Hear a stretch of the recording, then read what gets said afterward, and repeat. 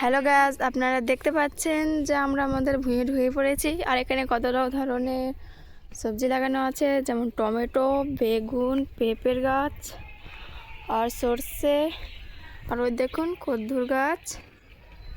আর এখানে অনেক রকমের শাকেরও গাছ লাগানো আছে।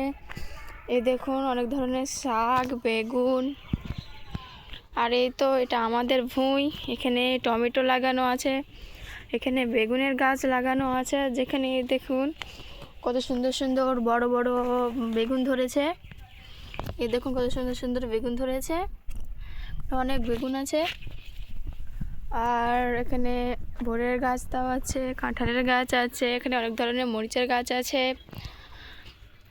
আর ওখানে দেখুন পাতাকপির গাছ। এই দেখুন এখানে পাতাকপির গাছও আছে। এটি ভুঁই হচ্ছে আমার দিদিদের, এখানে আমার দিদিরা চাষ করেছে, আর এটি আমরা চাষ করেছি। এই দেখুন এখানে কাঁঠালের গাছটাও আছে, এটি আমরা চাষ করেছি।